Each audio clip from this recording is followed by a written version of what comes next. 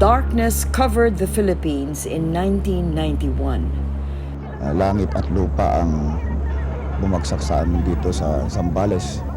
When thick volcanic ash, 40 times as high as the world's tallest building, the Burj Khalifa, erupted from the crater of Mount Pinatubo and formed a cloud as wide as 74,749 football fields, Pinatubo's rage was felt in nearby countries as its ash reached Cambodia, Korea, and Malaysia.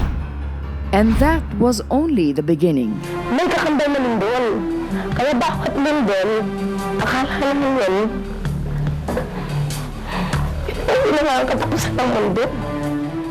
The second biggest volcanic eruption of the 20th century was joined by an intensity 3 typhoon. The heavy rains mixed with volcanic ash formed lahar or mud flow that trampled on everything in its path. Houses, farmlands, forests. Narinig namin, humugungo. Tsaka yung pagtingin namin sa tabing ilog, umusok. Gumugulong-gulong yan, malapot. Halo na yung mga uod, tsaka yung amoy mabaho. 360 barangays in Zambales, Pampanga, and Tarlac were wiped out. Some 18,000 hectares of forest lands and more than 96,000 hectares of agricultural land were seriously affected. Crops, livestock, and even fisheries were damaged. Over 800 people were killed, and an estimate of 2 million others lost their homes. Hindi na makukuha sa dasal, sabi ko. Tumilos na tayo hanggang meron na. Siguro po talaga naman puputulin natin. Durog na po ang mga buto ko sa paa.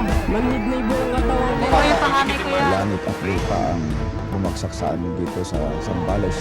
The precursors are telling us that this might happen to us at any time.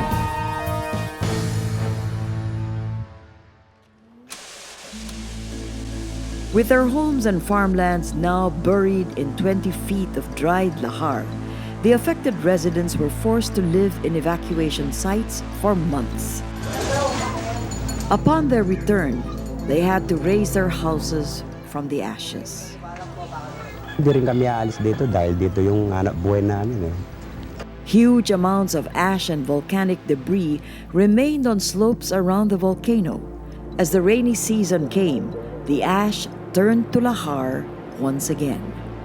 Lumabas ako. Sabi ko, ano nangyari ka ako?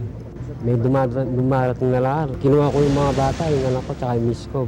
Bababa pa po sana ako, kukunin ko yung gamit ko, tsaka yung aso. Titignan ko nga kung ano, hindi na ako nakababa. Wala mabilis na akong daloy. Mud flows devastated the communities for at least 3 years. In 1994, 10 feet high lahar ravaged the lives of more than 45,000 residents and killed more than 20 people in Bacolor and Porac, Pampanga.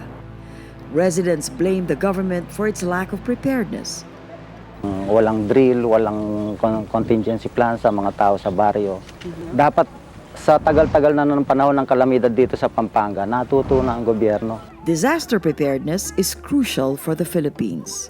The country sits in the Pacific Ring of Fire, which means it is directly on the path of active volcanoes and earthquakes. 24 active volcanoes that can erupt anytime. Sa nakalipas na 400 taon, mahigit na 5,000 ang namatay dahil sa mga pagsabog dito sa Taal Volcano na mga 1,300 ang namatay. Noong 1814 sa Mayon Volcano sa Albay, mga 1,200 ang namatay. Pyroclastic flow, ito yung mabilis na paggulong ng mga abo at bato o di kaya ay lahar, ay nakakasira at marami din ang nasasalanta.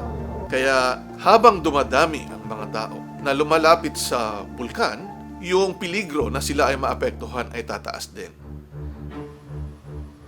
Mayon Volcano is among the most active volcanoes in the country. It's also one of the most destructive.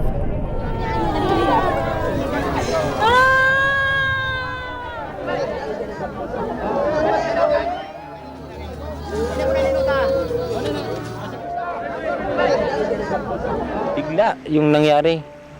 Yung benang ko, takbo ka agad siya, nagsisigaw. The province of Albay in the Bicol region was caught off guard in 1993 when Mayon volcano unleashed its fury. Wala naman signal baga. Dati noon, isang linggo pa bago yan nag-erupt, nakikita na namin na pagkagabi palaging may apoy dyan sa bunganga ng Mayon. Ngayon hindi, biglaan. It killed 79 people in its wake. Some of them were farmers working within the danger zone area who could not outrun the toxic fumes, hot ash, and lava.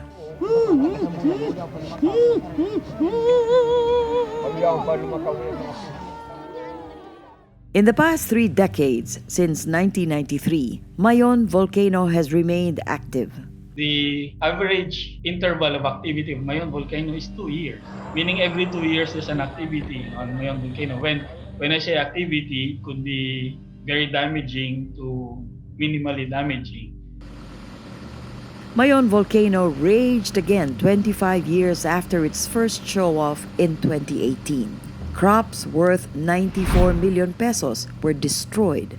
Over 5,000 farmers were left penniless. The Philippine Institute of Volcanology and Seismology, or PHIVOLCS, says they upgraded their monitoring and warning system. Mas marami na ngayong mga digital sensor na yung mga datos ay ibinabato mula sa dalisdis ng bulkan at ang mga datos ay nakukuha via radio o di kaya ay SMS. Meron talaga tayong 6 na volcano observatories, Pinatubo, Taal, Mayon, Bulusan, Canlaon, Hibok-Hibok. In total, at least 10, pero dapat pang dagdagan. Monitoring is the first step in lessening the risks from volcanic eruptions. The key there is understanding the phenomenon. I have a volcano this tall, 2 kilometers tall, this big at the base, and therefore I estimate that the amount of magma underneath it is this much. I can expect this amount of material to come out, and when I expect that this area will be affected by, say, lahar, the ashes will go as far as this distance, and so on and so forth. And then, for the mitigation, you input the information you get from your scientific study, and then implement intervention, engineering measures if necessary, and also urban planning, for instance. You do not locate a community along the path of lahar. Aside from volcano observatories, PHIVOLCS created hazard maps and a mobile application that informs people of possible volcanic eruptions in their area. And most importantly, sa bawat alert level, ano yung action plan ng kanilang mga pamilya. Magkaroon ka ng emergency bag or go bag, no? Or survival bag. Kailangan natin ng mask sa volcano, hindi lang dahil nagka-COVID. Noon pa, sinasabi na natin dapat may mask ang mga tao. Mga pagkain, tubig, gamot na kailangan, mga battery-operated radio, mga first aid kit, no? Para naman kung sakaling sila ay mag-evacuate ang mabilisan, meron silang gagamitin. The government has also set permanent danger zones, at least 6 kilometers around active volcanoes, as a precautionary measure against eruptions. Even if the volcano is quiet, there should be no permanent structures in there, permanent dwellings, houses, residential houses, and so on. But the danger remains if people will not heed the warnings. Taal is one of the deadliest volcanoes in the world. You're saying, you're telling us that the entire Taal Lake is actually a crater? Is actually a crater of a bigger volcano. Since the 1500s, Taal has recorded 34 eruptions, killing over 6,000 people. Well, it's one of the most traitorous volcanoes of the world. And that's because of the presence of water around it. The water, when it percolates downward, will interact with the rising magma, and that would bring about the explosion. PHIVOLCS has repeatedly advised against living near volcanoes since the 1960s, but some still prefer life in the danger zone until now. Sa ano ang tuloy nyo niyan? Dito sa Talisay. Anong nililikas nyo? Buong pamilya nyo na ho? Hindi, mga gamit lang. Babalik pa ulit kami mamaya. Eh bakit yung mga gamit nyo nililikas nyo lang? Siyempre, para kung sakaling magkabiglaan, ay kami na lang ang biglang tatawid.